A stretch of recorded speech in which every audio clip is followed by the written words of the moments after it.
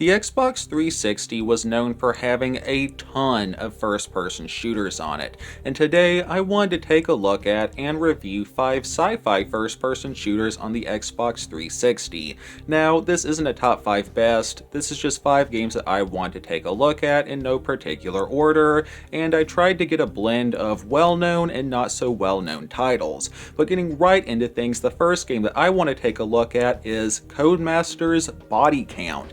Now, this game came out in 2011 and is considered the spiritual successor to the game Black, and it's not great. It's decent, sure, but it's certainly not great. The campaign is pretty short and can be beat in like 5-ish hours, and that's about it. I mean, there is a multiplayer, but needless to say, the multiplayer is vacant. This isn't a very well-known game. The servers are still up last I checked, they're just not up. So basically all you have is a decent 5-ish hour campaign. The story is just not there at all. The story was something about a civil war in Africa, and then you go to Asia or something, and there were like these robot aliens, and yeah, that's pretty much the story. Now, the story in a first-person shooter, that really isn't the most important thing. As long as the combat's good, that's what matters. But the combat in Body Count just really isn't that good, and there's nothing special about it. I mean, there are a couple neat features, like you can unlock powers in some of the levels, like temporary invincibility, or being able to call in an airstrike, but the airstrike is just really not that useful, especially since a good chunk of this game takes place inside of a building, and you can't call in an airstrike if you're in a building. And you do have another cool power which you can use, which was like fire bullets, and you charge up your powers by collecting blue orbs that enemies drop. And that was about the only thing that Body Count really had going for it. I mean, there was another cool thing where like you could press RB and you could just throw a normal grenade, or if you double tap it, it'll be an impact grenade. That was a little cool. And you can like shred, you can like destroy environments, kind of like in Battlefield. You know, you can shoot through walls, you can rip up walls with your machine gun. But just the gunplay, you know, it's kind of bland. It does get kind of boring, and one thing that I find hilarious about this game was that Body Count was marketed as having like this huge roster of really cool weapons, and then you boot up the game and you're like, where are all those cool guns? Okay, we have a basic machine gun, we have a basic pump action shotgun, we have like an MP7, we have like a basic pistol. Where are all the cool guns? Almost all of the guns are just really generic. They look like they could have came from any game. Now, there were a couple cool guns. There was like this grenade launcher and some sort of an alien assault rifle. And sorry if you heard my fridge turning on in the background. But this game, it just didn't really do it for me. Now, thankfully, I only paid like $5 for a copy here in Europe. I know that's a bit more expensive in America, but I really wouldn't suggest paying more than $5 for this game. I give it a 6.9 out of 10 by my grade scale. It's just a decent game at best, and that's about all I really have to say about it. I mean, the graphics are pretty good, the soundtrack wasn't there, the voice actors aren't really there, just Body Count isn't really a great game. Now, going over to the second game on our list, we have something much better than Body Count, and that is a little game known as Alien Rage. This one was developed and published by the Polish company CI Games, and this is a really underrated game in my opinion. It got some pretty nasty reviews at launch. I think that was mostly from game journalist, I say journalist and not journalist, who just couldn't beat the game. Looking at achievements, less than 2% of Xbox users even beat Alien Rage on the normal difficulty, and this is a really hard first-person shooter. I've played 2 first-person shooters by CI Games, Alien Rage and Enemy Front. Both of them are really hard, but Enemy Front, that's even harder. But we're here to discuss Alien Rage. I was just saying that like CI Games, in my experience, they've made some tough first-person shooters. But I thought the challenge was really fun here. You know, it could be frustrating at times, especially on a couple of the boss fights. There are several boss fights in this game, and the first boss fight, whew, Man, that thing was hard. It took me at least a dozen tries, and the final boss was pretty tough too. Those are probably the two most memorable bosses, and only about 10% of Xbox users even beat the first boss, so not a lot of people even beat this game. What makes it so hard? Largely because you can die really fast. Like, you just do not have a lot of health. Now I played this game on the normal difficulty, and you can get perks as you progress in the game that can up your health, but even with health fortifying perks, you can die pretty quick in this game. It's basically a first-person cover shooter, and you know, the game, it'll throw like sometimes 5, 10, 15 enemies at you at once, and they'll have like grenade launchers, there'll be stealth enemies with camouflage shields, and this game can be pretty tough. But yeah, overall the combat is pretty fun, and this game has some really cool weapons in it. You know, like every weapon is some sort of a secondary ability, like a grenade launcher. I think one gun has like an electric blast, and you can hold 3 guns at once. You have like your primary, your secondary, and you can swap those 2 out, but you always have your fallback infinite ammo emergency pistol on you, and the emergency pistol isn't very good, but you can get a perk very late in the game that allows you to upgrade your pistol, which basically turns it into the best gun in the game. So that was something that I thought was really cool, and graphically, this game is really good. The story, man, the story to this one, it is really good. You know, like this game was like $10. You'd probably look at this game and be like, okay, it's some $10 game from some random studio. The story probably isn't going to be that good. Let me tell you, man, the story is great. It's about how there was like this alien-human war over resources, and the humans started the war by breaking a contract with this alien species called the Vorus, and the story is really good. And I kind of wish there was a sequel. The ending kind of left things open for a sequel, but this game came out like a decade ago, and up to this point, it's just been a one-off game. Now, there is no multiplayer. Apparently the PC version has multiplayer, but the Xbox version doesn't. The voice actors were really good. The voice actors all did a great job, and there are only like 4 characters in the game, but they're all really memorable. This is really an underrated game in my opinion. I personally give it like an 8.9 out of 10. Again, I read that it got a lot of really bad reviews. A lot of review outlets said that they had a lot of performance issues. Playing this on the 360, it ran fine. You know, maybe the PC version had a lot of issues, maybe the PS3 version had a lot of issues, I don't know, but the game ran fine for me on Xbox. Alien Rage is definitely a hidden gem of a game. Now, I would like to pause the video here for just a second and note that this isn't a scripted video. I usually do scripted videos, and I actually did write a script for this, and I was like, you know what? I think I just want to just sit down and just talk about these games, just say whatever comes to me. So this is a question mostly for my normal viewers, but also for anyone who's new here. What do you think of this unscripted video style compared to my normal scripted videos? Like, do you think this is better, or do you think it's worse? I'm having a blast recording this so far, so I might do more unscripted videos going forward. We'll just see how that goes. Anyways, you came here to hear about video games, so the third game on today's list is my personal favorite on this list, Duke Nukem Forever. I know a lot of people did not like this game. I know it had a crazy development story, but I love Duke Nukem Forever.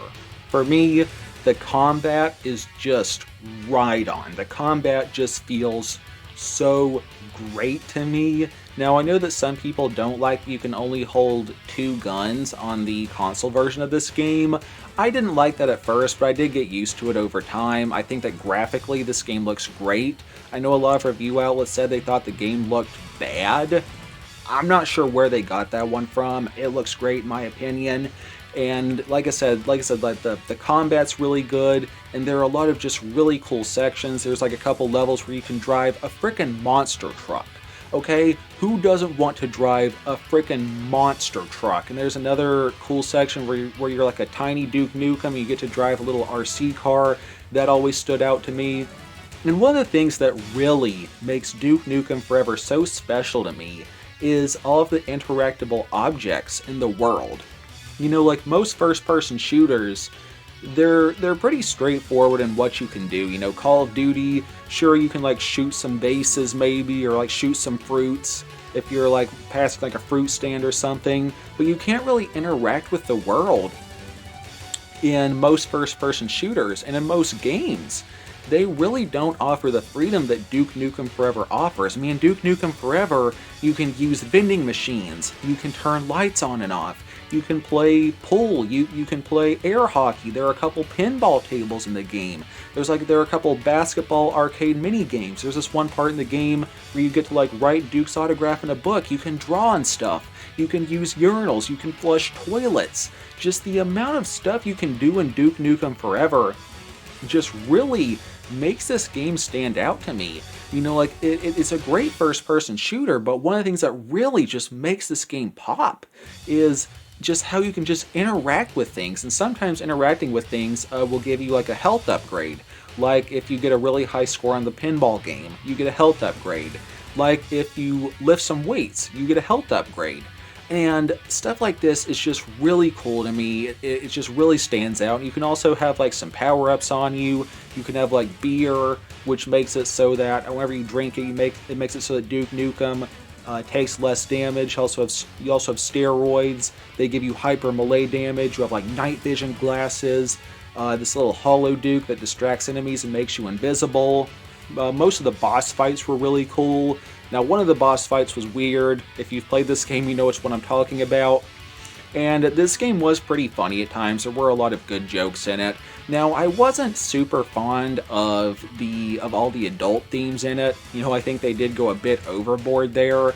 But overall, Duke Nukem Forever is a great game in my opinion. The soundtrack's great. The voice actors, especially John St. John, excuse me, the voice actors are amazing. Just a great game in my opinion, and the multiplayer is fun. Last I checked, the MP servers are still up. I never found anyone playing this on Xbox, but I did play the MP on PC, and it's really fun there. Now, sadly, this game does have crazy long loading times on Xbox 360, but it is backwards compatible on newer consoles where the loading times are like way less. But on original hardware, this does have some pretty lengthy loading times. But overall, I give this game a 9 out of 10 by my grade scale. I do ultimately think that the PC version is better, but still, the 360 version of Duke Nukem Forever is an absolute blast. Used copies are pretty cheap. Try this game if you haven't already tried it. Alrighty, going on to the fourth game on today's list, and that is Section 8 Prejudice, a really hidden gem on the Xbox 360 in my opinion. And this one was a timed exclusive for about a year, I think. And it's a pretty good game. I think it was the last game developed by Timegate Studios. And, you know, it's not the best game out there, but it's pretty good in my opinion. Now, the story to this game, it wasn't particularly good, it wasn't even decent, but the gameplay did really make up for it. You know, it had really fun first-person shooter combat, and there was a lot of weapon customization. Now, that being said, there are only like 7 guns in the game, but you can customize them quite a bit, and you have like these cool equipments that you can use, like a siphon tool, which is kind of like a secondary grenade type, almost, where you can like pull health away from your enemies, and you have like some really cool knives you can use, and like really cool grenades and like these mortar strikes. It's really fun. The combat is definitely there for this game, and in addition to having a pretty fun campaign, this game also has 2 side modes. Actually, 2 side modes, believe it or not. One of them is a horde survival mode called Swarm, which is basically where you have to defend an area for 15 minutes against hordes of enemies, and you know, it's definitely a blast. And the other one is multiplayer. Now, sadly, these servers have been shut down, but this game is fully playable offline with bots, and it's a total blast. A few people have told me that back in the day, the multiplayer was insanely fun, and playing it with bots, I definitely believe that. Now, the multiplayer is kind of like that of Battlefield 1, if I remember correctly, where it's not like you're trying to get like 75 kills or whatever. It's whatever team can get X amount of points first. You get points for like killing your enemies, for like calling in supply drops, for destroying enemy equipment like anti-air guns or mech suits. And in all three game modes, it's really cool because you can like call in supply drops, you can call in things like mini turrets, a giant armor suit to walk around in. Now that being said, the mech suits were kind of underwhelming because they don't move very fast and they only have like one or two weapons, but they were still pretty cool overall. And this game has a pretty decent enemy type. You know, there are a lot of different types of enemies. You can fight mechs. You know, sometimes your opponents will have mech suits. They're like basic foot soldiers. They're soldiers with like EMP blast. And Section 8 Prejudice, really good game. The graphics aren't the best, but they're there. The soundtrack is pretty good too. And this game also came with a couple of Avatar awards, so that was a nice little bonus. I think I paid $5 for this game. It's not backwards compatible and was digital only, sadly, but I got my money's worth for this game, and I give it a 8 out of 10 by my grade scale. And coming in as the final game on today's list, we have Halo Combat Evolved Anniversary. I looked into it, and apparently it is illegal to have a video where you talk about sci-fi first-person shooters on the Xbox 360 without mentioning Halo, so obviously we have to mention Halo. Whether you love Halo or you hate Halo, there is no denying that Halo, it's essential to what Xbox is. Now admittedly, well, I'm not really a big fan of this game. I played the campaign a while back, and I thought it was kind of boring. You know, it had a couple cool moments here and there. I thought the levels were just way too long in my opinion, and whenever I recently picked it up to play it again for this video, my opinions didn't really change. You know, I don't think the campaign's that great. I do think that the graphics are really good. That's something that has always stood out to me in this game, but there was one thing that changed my opinions on this game whenever I recently picked it up again. So I know that the multiplayer servers were shut down years ago, but I was thinking to myself, you know, I wonder if this game has local MP with bots. So I booted up the multiplayer, and sadly it doesn't. But I was able to convince my wife to play a couple matches with me on split screen multiplayer, and I had an absolute blast. Like, after playing this with just my wife 1v1, I can only imagine how fun the multiplayer was back in the day.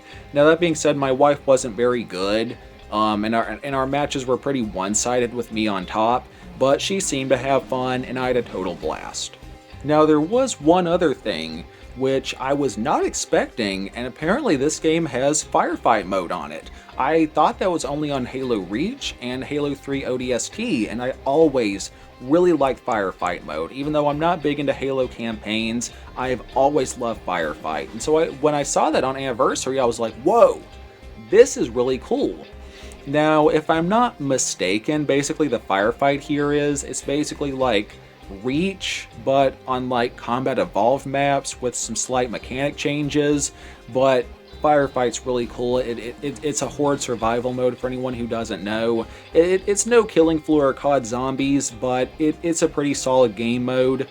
I really don't have much more to say about this game. I'm not a big Halo guy, but I know that in a video like this, you gotta mention Halo.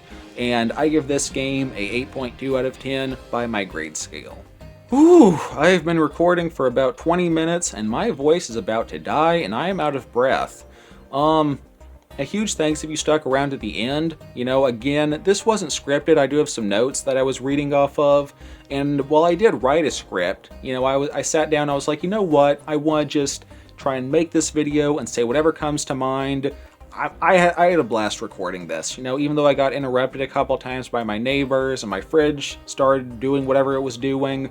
I still had an absolute blast making this video, and I hope that y'all enjoyed it, you know, and maybe I'll try to do more unscripted videos like this in the future, you know, and a huge thanks to anyone who watched to the end, and thanks for putting up with my bad narrations. I really do appreciate it. And in my videos, I always try to have a Bible verse of the day. So for today's Bible verse reading of the day, I read Matthew 9:38 NIV. Ask the Lord of the harvest, therefore, to send out workers into his harvest field. And that's my video for today. Like always, all of my content is man-made by yours truly. and I never consent to my voice and likeness being modified, altered, and copied by robots in any way, shape, or form. Please do let me know your thoughts down in the comments and what you thought about this video. I'd really like to know. Have a good one, y'all. Peace. And there's a lot of freedom as to how you can play it. What the crap are my neighbors doing? Did they just fire off a firework in our apartment building? Anyways, there's a lot of freedom as to what you can do